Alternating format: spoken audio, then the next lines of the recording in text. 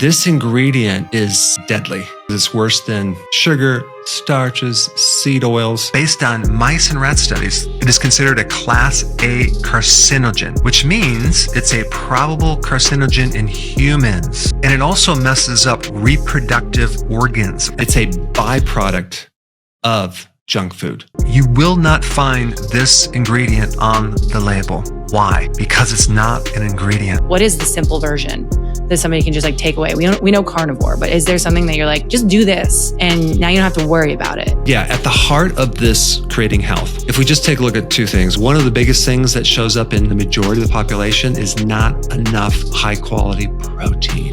You're going to keep eating until you get enough protein. Even with myself, when I was really sick, what turned everything around, it wasn't even lowering my carb, it was adding protein, believe it or not. Junk food companies purposely add these long words, polydextrose, maltodextrin, things like that. They do that because they know then you won't ever read it. I don't think people are tying in, because I wasn't tying in, that it's actually making us sick and sad, right, anxious, depressed, lonely. If you could say, okay, start here, how many grams of protein should that person start with?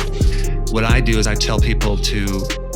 What's up, you guys? Today we have on Dr. Berg. He has literally millions and millions of subscribers on YouTube all around the world. And it's all of these people that he's helped with reversing chronic disease or mental health issues, obesity, you name it, with a keto diet. Now, we talk a lot about the difference between carnivore and keto and how there are some things in there that we should all know if we're approaching a carnivore lifestyle, including one of the worst ingredients in the world that I honestly wasn't even really aware of until this conversation. So if you liked it, please like it. If you are into this kind of stuff, go ahead and subscribe. Obviously, the bigger audience base I have, the bigger guests I can get on. Without further ado, let's get into it.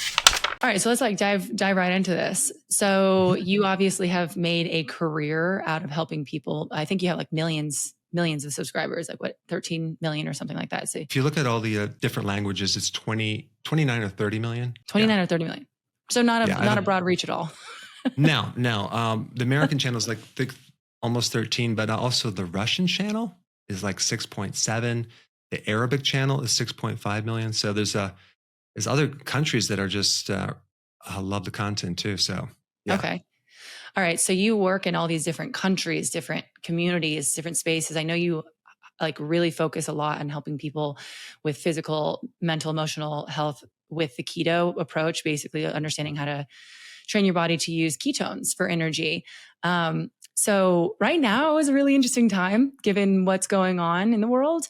I would be curious to know if you, with all of your research and everything you've done over the years, do you have a number one worst ingredient that would be in ultra processed foods? Of all the ingredients out there, is there one that is the worst, causing the most harm, chronic disease, aging, health issues that you've come across? Just to simplify it, That's a good question. Yeah, there is one ingredient, and this is interesting because it's worse than sugar, starches, seed oils. It's worse than high fructose corn syrup. It's even worse than trans fats. And it's a class 2A carcinogen. And of course, by all agencies except one, but they have ties to drug industry. So this ingredient is deadly, but it's not even listed on the label because it's not really an ingredient per se. It's a byproduct of junk food, and it's called acrylamide. Oh, yeah. Have you ever heard of acrylamide before? Oh, yes, I have. So here we have this this protein or this amino acid in all the junk food. It's in corn, wheat, rice, soy. And then you combine that with a sugar, a refined sugar, and then you add heat above 248 degrees Fahrenheit. I think it's 120 Celsius, don't quote me. And you basically literally get this deadly byproduct called acrylamide. And so it's not listed on the ingredient. It there's a lot of byproducts and a lot of bad things from junk food, of course, blood sugar issues and inflammation and this and that. But talk about cancer, talk about brain, cognitive effects from this. It's just off the chart. So out of all the ingredients, that would be the worst of the worst. And so, people need to know about what it is and then how to mitigate it. Of course, avoiding these things are the best thing, but there are also some things you can do because, I am addicted to coffee. I do drink coffee and coffee has it in there too because of the roasting process. However, I like the dark roasted and espresso. And apparently when you dark roast it, the temperature goes even higher. And then so you actually can filter out a lot of that acrylamide, which I'm like, whew, good. And also if you add other foods, to your diet, you can actually mitigate it. But there's something else really cool about this because acrylamide cannot be created if you're adding saturated fats. If you add saturated fats? Yeah, if saturated fats are part of the equation, because we're always thinking, oh yeah, saturated fats are bad. Oh, really? Well, I don't know when you were born, but they used to sell McDonald's fries with tallow, beef fat, right? Apparently, if you fry in that saturated fat, you don't get this acrylamide. And that was I think in the 90s, they started changing it to seed oils. And so that's very interesting because not that I would ever eat fries, but at the very least, to decrease that acrylamide, you can add more saturated fats to it. So if someone goes to McDonald's and they're like, oh yeah, the meat is the worst thing out of there. No. The meat is saving you because it has the saturated fats, Right. But it's all backwards. It's the fake meat. That's the bad thing. But anyway, out of all the foods, the worst is this darn acrylamide. It's not on the label, causes cancer. A lot of people are getting cancer now. Also decrease male fertility. And even like babies, it's baby food. So that's the worst of the worst. Okay. So, right now is a really interesting time, like I was kind of saying, because it's like, Dr. Berg, you're up for nomination for the American Health Advocate for the, I guess you'd call it the MAHA movement. RFK is appointing people for this, nominating people. So I suppose, it's kind of like voted in by the people. So like a lot of those that I talk to or work with are people who choose the carnivore lifestyle, to reverse chronic disease or, improve their mental health, physical health. Like I've literally worked with thousands of people who have been like obese and then they like all of a sudden after a few months of doing this, not maybe a year, they're healthy weight, relatively. And so I know you approach this from a keto approach, and I think there's so many different words for everything, right? But I'd be curious to see, what your thoughts are if you were to be nominated for this role to work specifically with I would imagine you're working with the White House, would be how would you remove acrylamide if you can, for example, or how do you adjust for that? Or how do you adjust the ingredients in our food, right? Like, what does that look like for you?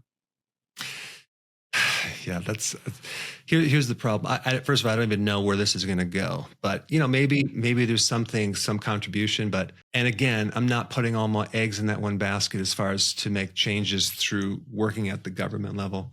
I mean, think about how much money is up against this, right? I mean, they got this model of, you got the junk food industry feeding people, they're getting sick, and then they're getting treated with big pharma, right? So big pharma treats the side effects of the junk food mostly. And then you got the doctor right in the center, who's the gatekeeper, who basically is omitting the most important question is like, what are you eating, right? They're not trained in food therapy. So that whole model is held together firmly by the omission of diet or food, and specifically eating real food versus junk food.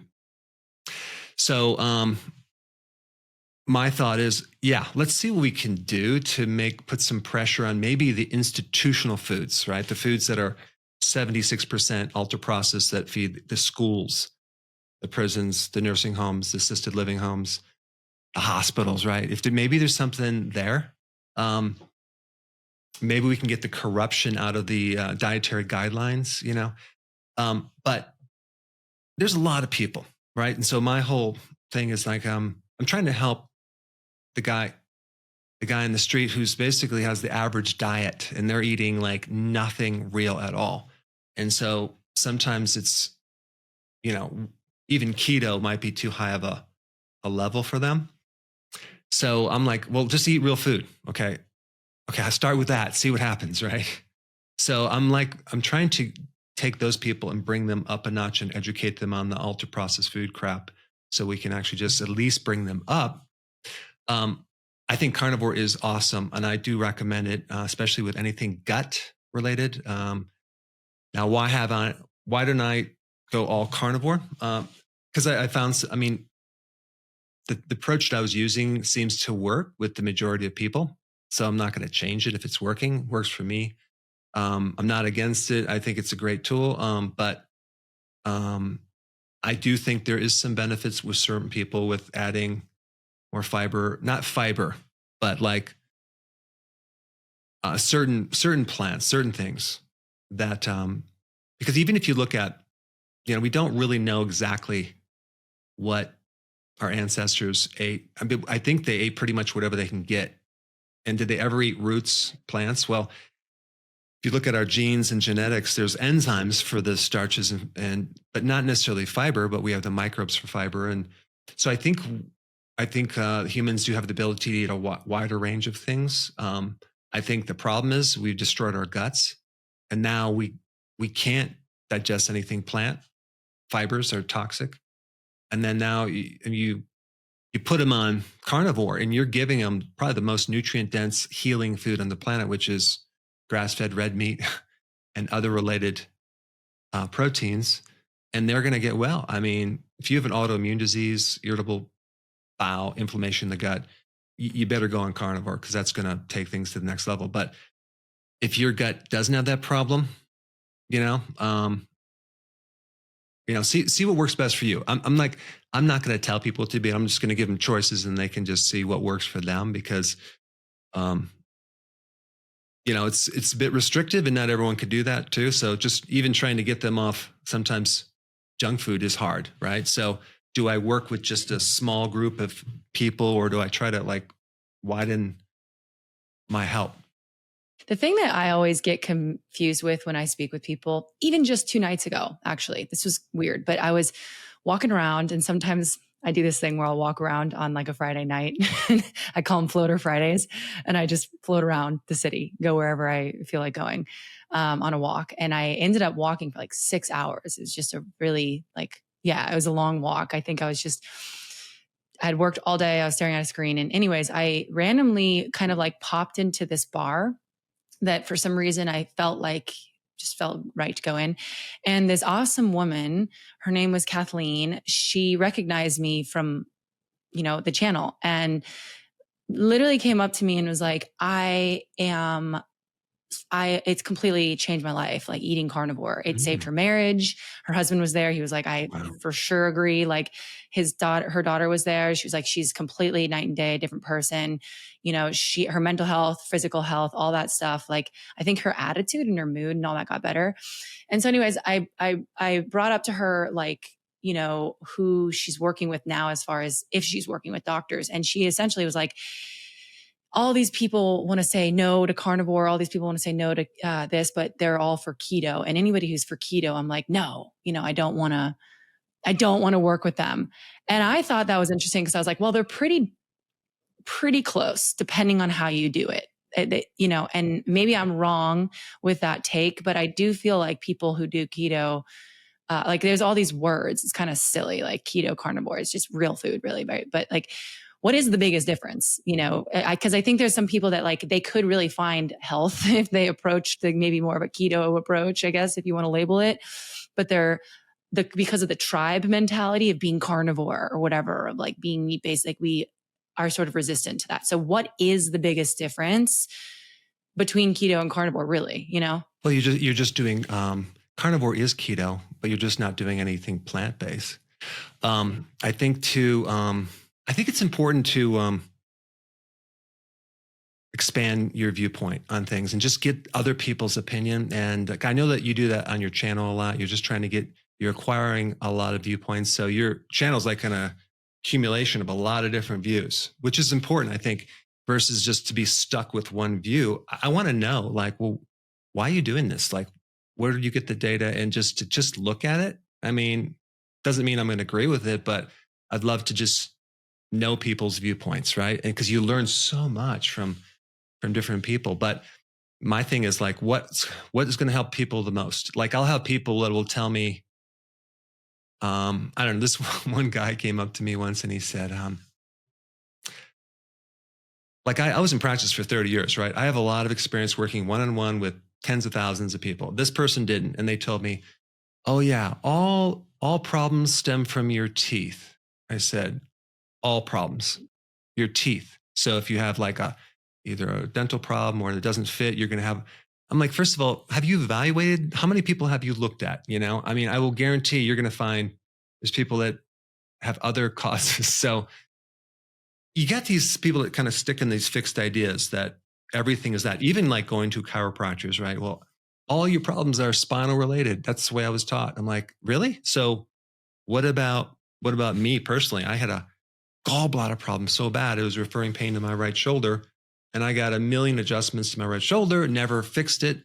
So because it was food related, you know, so you really just have to be, I guess, open-minded to look at a wide range of viewpoints to see what works for you. But I think it's important, like even when you're trying to acquire knowledge, that it has to come like more self-determined. It can't, like, you can't tell someone knowledge. They have to experience it and go, yeah, this is true for me, you know, versus trying to tell people this is the way you got to do it. You know, I just give them information, try it out. If it works for you, then it must be true, you know, for you. But not everyone gets benefit from just one thing, you know? Yeah. Is it like, you know, as far as the whole ingredients that we were talking about at the beginning, I think that's a really fascinating space, like acrylamide being such a problem, right? You talk a lot about starch, sugar. I know a lot of people as of recent, we've been all hyper focused on seed oils. To tell you the truth, I actually didn't even really hyper focus on seed oils as much as maybe I'm starting to realize I should have in the last year, until I went to this like event. What is that guy's name that you spoke with him recently, but about seed oils, and he's talking about how that compared to sugar. Dr. Nobi? Yeah. Nobi? Yes, I'm having him on. And I went to an event with him just the other day with him and Paul Salandino talking about, and Nina Teicholz about, you know, essentially seed oils. And I don't know, I think I had this kind of thought that it's like overdone and like it's not that big of a deal. But in terms of ingredients, I'm starting to realize this is like really bad, actually. Right? Like, okay, so what are your thoughts on that? Like, all right, let's just talk about, from all your work, there's sugar, that's an issue. Starch is an issue. Seed oils and acrylamide. Mm-hmm. All of these are in there. Of the four, it sounds like acrylamide's the worst, but can you rank them in terms of like cognitive issues? Let's just first take a look at, do you see these two things right here? Oh yeah. I love them. I love them both.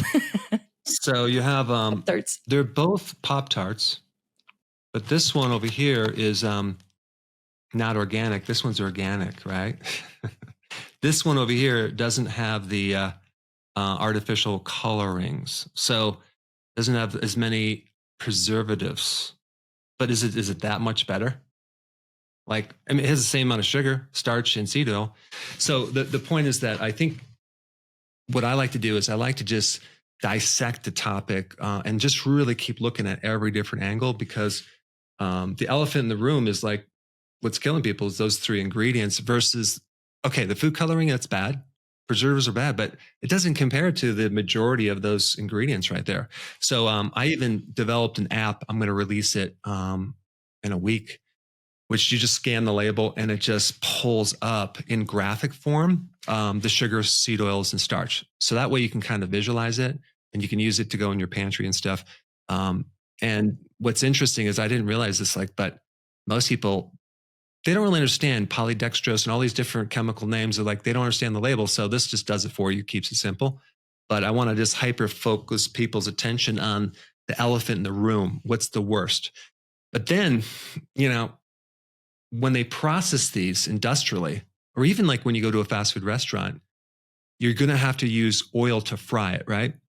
So now we're dealing with all these additional toxic byproducts, which are not on the label, and because they're not on the label, they're invisible to people. They don't know about them. So I'm trying to put that on the radar. Like, acrylamide is one, but what about, advanced glycated end products? Like, you have that, you have nitrosamines, like all these other things as well. But I'm not going to get into that because it's overwhelming. But I think it's important to okay, you don't want to get overwhelmed by all the toxicity, but let's just take the most deadly thing and just kind of like eliminate that for now and not get too into the woods, because it can be very complex when you're dealing with these food additives. But what's interesting about the junk food is we don't really talk about the starches as much as the sugar. Everyone's like against sugar, but the starches are worse than the sugar because on the glycemic index, they can spike way higher, but they're not classified as a sugar, but they're really a sugar because these starches are just strings of glucose molecules.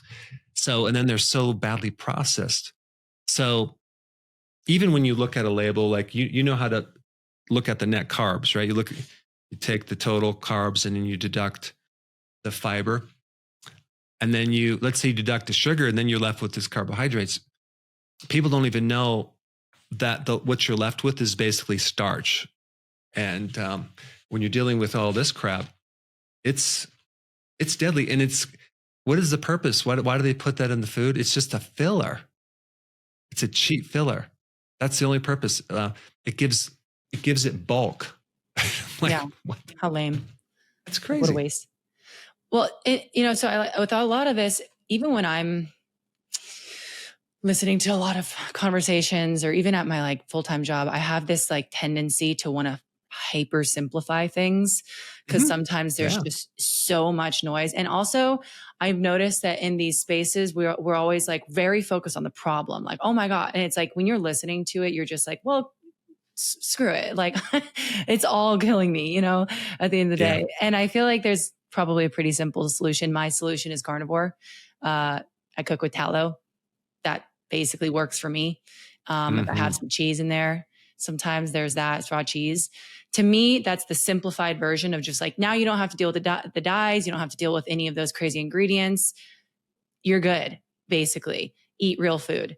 That's why the carnivore diet is so good, because it's like, it's simple. It's simple. It's so simple. Just eat this. Don't worry about anything else, because now you're going to instantly avoid all the other crap. Yeah. Yeah. Like I think all these like diets get this kind of weird rep. I used to have like a real annoying, I used to think about diets like kind of eye roll, because it's annoying to talk about, honestly. It's like a diet. Like, what are you trying to lose weight? Right. It's so vain. And it's really actually not. It's more like, okay, I'm not anxious at all, ever. And I used to be on antidepressants for like 10 years for anxiety and depression. So it's like, I don't have to deal with that. It's very easy to manage weight if that's something you're keeping in mind, which I think we all are, really. We all are vain to a certain degree. Like, I sleep better. I feel like, I think I want to talk about this in a sec with you too, about like staying young looking, working from the inside out. But I wonder with you, with like all these issues with ingredients in the products and like I was saying, the starch, the sugar, all that, like what is the simple version that somebody can just like take away? We know carnivore, but is there something that you're like, just do this and now you don't have to worry about it, basically? So I think the essence, if we just take a look at two things, one is like the situation, the problem now is you go to the doctor and it's like taking your symptoms and diagnosing it and managing those symptoms with drugs, right? That's like the worst thing you could do for your health, right? Let's manage your symptoms with drugs. So my whole model is like, okay, instead of doing that, because they own that. I mean, you can't even, if you make a claim, you're practicing medicine with a license. So what I want to do is go over here and like, just let's focus on how to create health. A little different, actually a lot different. How do you create health? You have to do it with real food. Okay, that's whole food. So now we get into a lot of elimination, because You have things in a box right here. How about this right here? Sweet relish. Now, of course, I have all these props here because I do videos on them, but I like love the it. You have sweet these right here. the relish, right? Do you know that most of this is just high fructose corn syrup? Like most of it.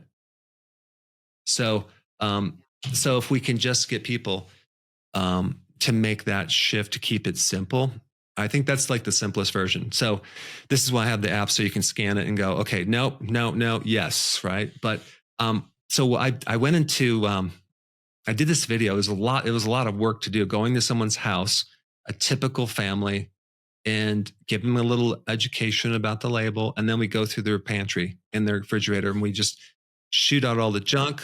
Then we drive to the grocery store, teach them about reading labels, buy the food that's good, and then restock. And so I did that. And I didn't even release that video yet, but it was hard to do because it was an all day event. But what happened was I had to have them personally just do this. Okay, read this label. What does it say? And then I told them to avoid, sugar, starches, and seed oils. Okay, is this good or bad? Bad. Okay, boom. Is this good or bad? This is good. Is it really? What's that?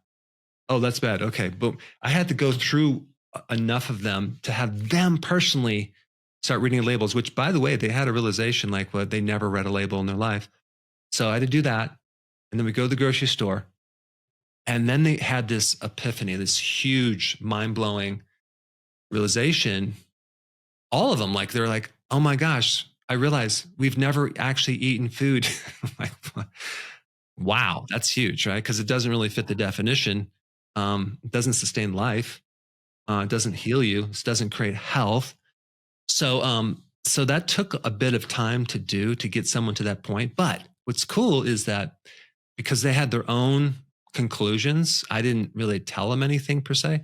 A month later, they're still doing it, and they had huge transformations. So lost weight, feeling great, looking good. So I think it comes down to this understanding what you're eating, understanding the label, educating people on that, and then differentiating two things. Like I created a children's book. I didn't release that either yet. I'm still working on that, but which basically goes through what's real food and junk food. So at the end, the child knows what to do. And so at the end, there's a little kind of a practical where you go with your parents and just go through the refrigerator and just tell what's junk versus real. I think that would be probably the most important thing for the average person, just to differentiate, because they just don't have the awareness. Just like me, I didn't change my diet until I was 28. I ate the worst of the worst. So I ate, I don't think I ever ate anything healthy until I was 22. I mean, I'm talking it was bad. Like healthy, like meat, like vegetables? Like what do you define as healthy in that world? Okay, I was eating pasta, bread, cereal, crackers, biscuits, waffles, pancakes, and a little meat in there, but not too much. Yeah, a lot of chicken. And then there was years there where I couldn't sleep, so I had there's this little store that sold margaritas, and they had, every time I'd come home from work, I would get a margarita, my wife and I, and then we would just drink those, right? And that went on for a year. Not good. That's when I started really going downhill. Yeah. And then I said, well, okay, now I really can't sleep. So then I did. Have you ever heard of Ben and Jerry's? Yeah, a little bit. A pint of that every night for probably 6 months to go into sugar coma. I mean, these are the stupid things that I was doing because I had zero awareness. Yeah. And of course I would, in my bacon, I would be taking a paper cloth and just pushing out that saturated fat. Yeah. To try to make sure there's no saturated fat. That. I mean, I was brainwashed. I know. It was crazy. So my full-time job is I'm a director of sales at a very large company. So I see a lot of things through a sales perspective. And I actually decided to stop drinking, which is a separate thing, but kind of I'll tie it together. I stopped drinking when I was 25 or 26 years old. And, one side of my family has really struggled with alcohol. My mother passed away from alcoholism after I stopped drinking, actually. But I have a lot of perspective on it. And I came to realize before I came to a carnivore diet, this is before that, I realized the heavy marketing that goes into normalizing something like drinking alcohol. And when I was, I've lived life in my 20s, first half drinking, and then I lived life in my 20s, second half not drinking. And it's a very stark difference, right? You can see a lot of what's going on because in your 20s, you basically go out and drink. That's a lot of what you do. It's how you meet people. That gave me my first insight into how deep the marketing really goes with it's insane. And at that time, I'm 32 now. So that was 6 years ago or something like that. No one didn't drink at that time. I was the only one. So yeah. So it was like, it was weird to not drink. And if did you have any effects of that? Do you feel good or bad the day after or like right after drinking? Oh, it was so uncomfortable the day after, always. And I was like hungover for like 3 or 4 days straight. And the crazy thing about that is that I was so, for lack of a better word, brainwashed to be okay with that. Wow. Because it's the same thing with processed foods, though. It's the same thing as what I'm getting at is like, I don't think like when we talk about the carnivore diet and the keto diet and all these things, it's like, again, it sounds like this diet, but I don't think people are tying in, because I wasn't tying in, that it's actually making us sick and sad and anxious and depressed and lonely and all these things that are like, we separate them. But it's because of that marketing and the sales that goes behind everything. Or what about this? What about the, I don't know if you have relatives that you go to their house and like this social thing, right? You slide into this social thing where everyone's drinking and they're eating junk food, right? Yeah. I mean, do you ever have that social pressure of like, oh, it's just part of here, have a drink. Like it's just, it's part of it's kind of like it's the lubricant to every social event. Yeah. And holidays. Yeah. So in that situation, what do you do now? How do you cope with that? Yeah. Well, I mean, it's funny because what happens is when you get around people that you know enough over time, they eventually are like, yeah, she doesn't drink. So it doesn't really come up anymore. When I was in the initial stages though, it was different. Like, because there's a few stages. The first stage is you have to come to terms with it's kind of like your new identity on your own, right? So whether that's like, I am not somebody who drinks anymore. I'm not somebody who eats ultra processed foods anymore. Like, even though that's what everybody else is doing, kind of, I had to be cool with that on my own, of just like acknowledging that. So that was like number one. And then number two is just like being almost like, it sounds bad, but maybe like in your mind, acknowledging when someone starts to offer you something or pressure you something that they might and probably are unaware of how bad it actually is for a lot of people. And maybe even like not broadcasting that you're not smarter than them. I'm not saying that, but maybe you have different information than they do about it. And just like acknowledging that with it, we all have our own reasons for doing things. So I think there's a discomfort there and anxiety that comes with it. But I find that most things that everybody is doing aren't always right.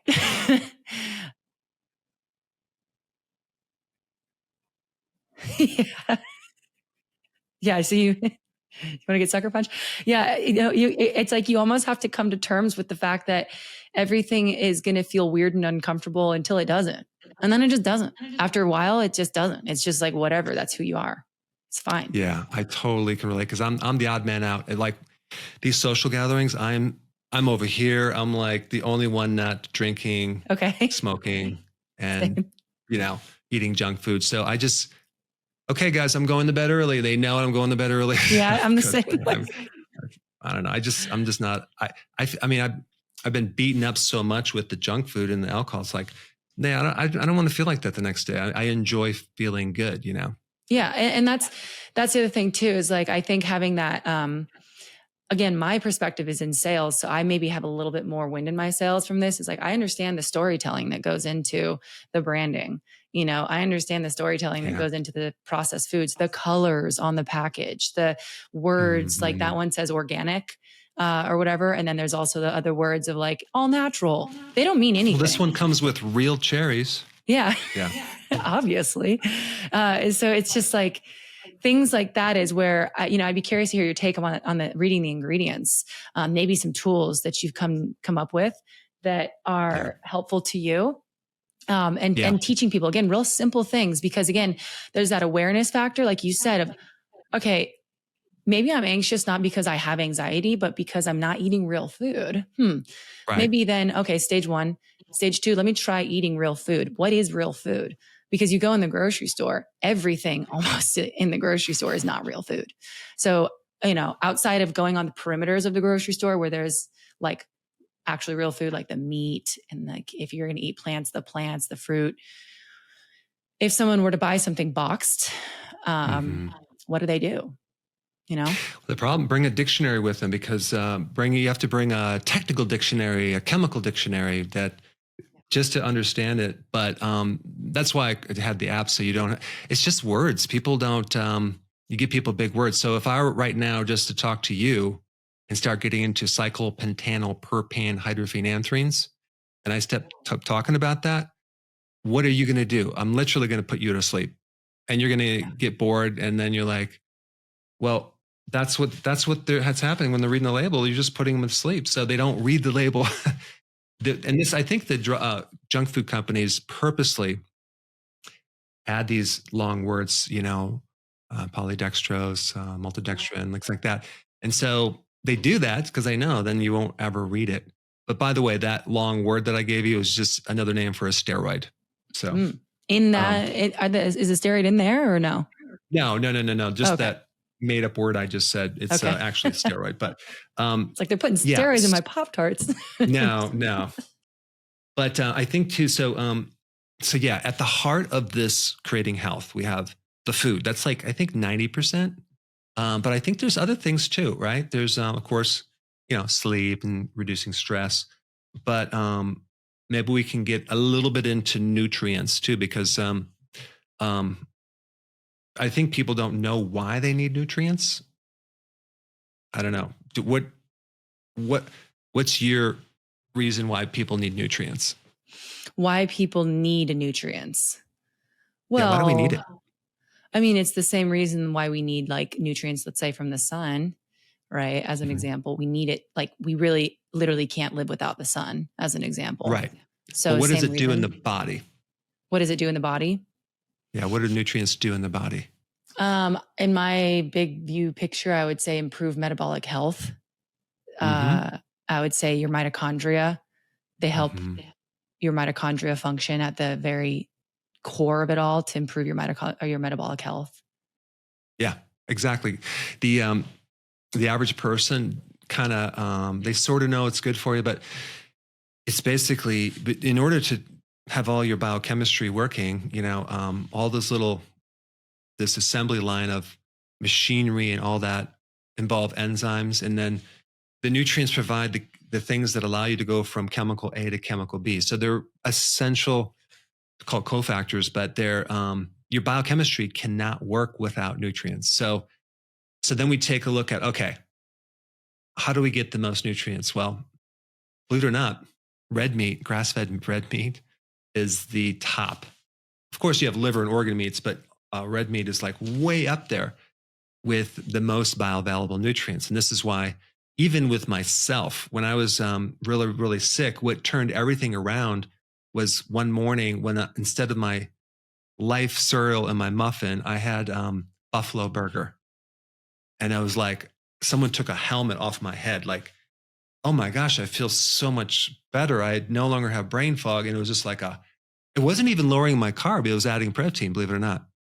So I think the nutrients and also the high quality protein, these are all like really important things to create health. But and that just on that really quick too. Yeah. I was going to say on the protein thing, that's another thing that's been marketed to us that it's not as necessary. Like I, growing up as a girl, thought salads were the most healthy thing, very minimal protein stuff, like no saturated fat. Like I think what you're saying is no, lean into the protein, get a lot of animal protein. And Yeah, because if you look at the macros on this, zero protein.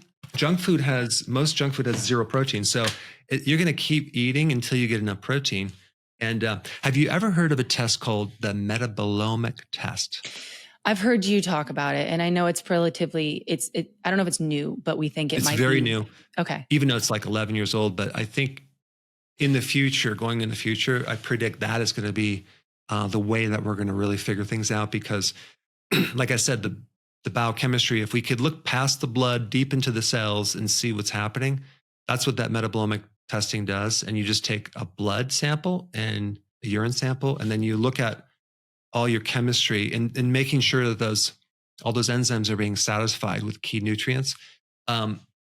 It's pretty cool because you can figure out with the mitochondria if it's being fed properly or not and what's missing.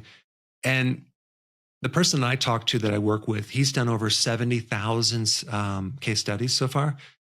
And he said one of the biggest things that shows up in the majority of the population is not enough high quality protein. Yeah. To allow everything to work. So he really focuses on adding that animal red meat. It's like as like the primary thing to turn things around. So yeah, that's like at the top of the list. Okay, like if you could say the average amount of grams like one should have that you recommend people should have, because I would imagine we are giving people like I know it's kind of nuanced for each person, but like a general guideline of, okay, start here. If you weigh, let's say 150 pounds and you want to, I don't know, just get healthy, right? And then the weight will drop from there. But let's say you want to lose 10 pounds. So you want to be 140 pounds. You weigh 150, you want to be 140. How many grams of protein should that person start with? And then you can back into grams of fat, let's say. I've done a lot of videos on this. It's really hard to answer that because you have a lot of variables: age, the ability to digest the protein, how healthy your liver is, how your stress is, are you exercising, you have your genetics. Like there's a lot of factors in there. So what I do is I tell people to play around with the protein to see how much you need. But I think you're going to definitely need over 50 grams per meal, at the very minimum. Yeah. Yeah. Okay. And then they can back in from there as far as how they feel and all that stuff too. How full they are. Yeah. Because like, I'll give you an example. There are people that even practice would come in, they'd be doing like a lot of protein, but they do have protein in the urine. Now that could mean kidney damage, or it could mean too much protein. So maybe you cut down a little bit, because if you're getting a lot of extra waste, urea, your bun ratio to creatine is too high.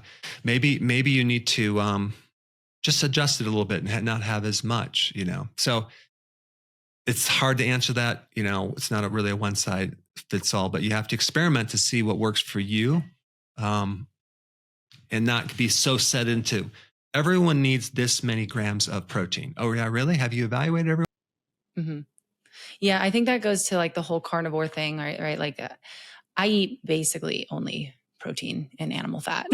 So I have a lot. And it works for me, right? So that's the deal where I think it's like, yes, and I'm not going to project onto everybody else that they've got to do that, because I know my sister tried it. She didn't feel good on just eating carnivore. Just doesn't really feel right for her. She needs a little bit like rice sometimes or something like that in there, I suppose, that makes her feel better. She's allergic to like onions, weirdly, things like that she just can't eat. Yeah. I wanted to ask you this too, because we were talking about protein and ingredients in food. I have this hunch that all of these, like, the electrolyte brands out there that are like very like sugar-free and like all that. I feel like this is not helpful if we're talking about insulin levels. And one of the benefits of going to keto is to train your body to burn fat to get to ketones, right? You run off of that energy. Same with carnivore. That's helpful. It removes the need for sugar to run off of that. I find that, yes, having these electrolytes is often satisfying because you want a sugar kind of thing. You don't want to have a lot of sugar. So it's a good bridge maybe. But I do notice that if I've ever have them, I feel hungrier after I have them. And I think too, I guess what I'd like to hear about is, there's aspartame, then there's stevia and all of these like sugar-free drinks. What is your take on those as far as as far as that goes into keto or carnivore? Like, is it helping people or is there something weird? Well, the first thing is I will say a lot of the electrolyte powder has hidden maltodextrin. It's not on the label. Because if it's less than 500 milligrams per serving size, it can be rounded down to 0. Okay. So what happens, if you just mix some electrolytes in water and add a drop of iodine, if it turns dark purple, there's starches in there. It should just be clear yellow. So you have that. And it's really an individual thing. That's the rounding stevia. rule, right? What's that? Yeah, it's a rounding rule. The rounding rule. Okay. A rounding trick. But I think round down. It's wild. Yeah. So I think that I don't buy into the whole stevia will increase your blood sugars. I mean, like really? So that's the thing that's going to mess up your blood sugars, so stevia. What about actual sugar, like things like that? But it really depends on if you need electrolytes or not. But I mean, you do have the data of our bodies with RDAs for potassium is 4,700. So how are we going to get that?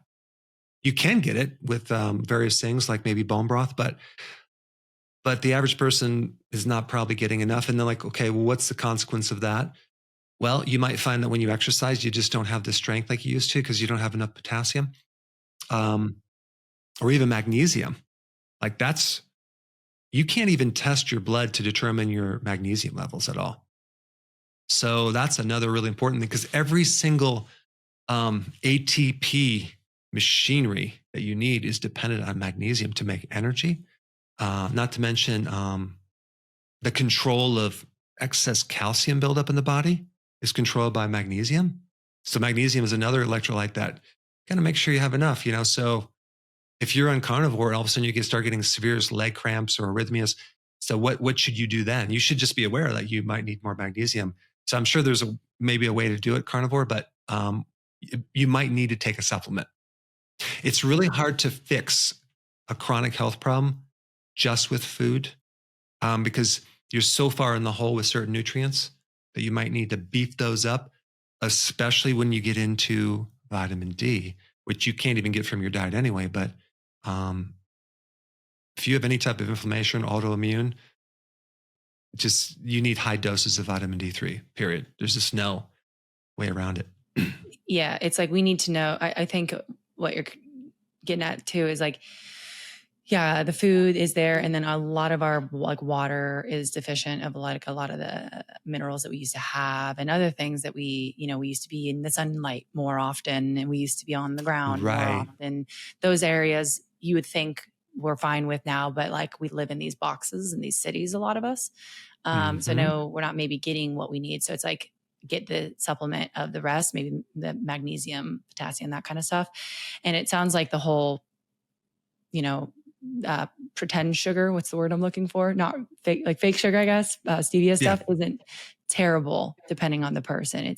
You get into ketosis after 3 days, I believe, right? More or less. Mm-hmm. Okay. If one drinks a sugar-free stevia drink, is that going to knock them out? Depends. I have not found that to be the case. So it's just a relative importance. Like, for example, you have some people like, oh yeah, stevia is the devil. Like is it really like the worst thing? Let's compare that with other things, right? So I think on the list of importances, that's like, or things that are bad for you, I think that's a little on the lower side, So I don't think it's even worth focusing too much on because it's not the big problem. Artificial sweeteners, yeah, that's a problem.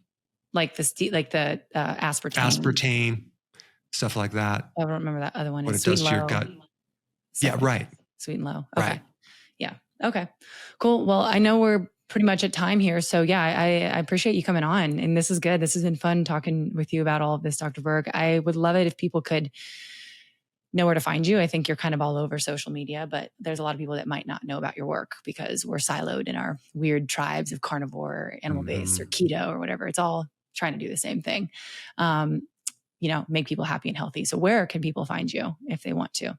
Probably on YouTube. Just type Dr. Berg and you'll find probably 5,700 videos. So there's a lot of different viewpoints I have on different things. So depending on what you're looking for, I'll show up. Yeah. Cool. Okay, cool. I'll attach that below. Anything else you want to add to this before we bounce? I think we covered a lot. There's, of course, a lot more to talk about, but I think we covered some really important things. So great. Thank you for having me on. Right on. All right. Thank you.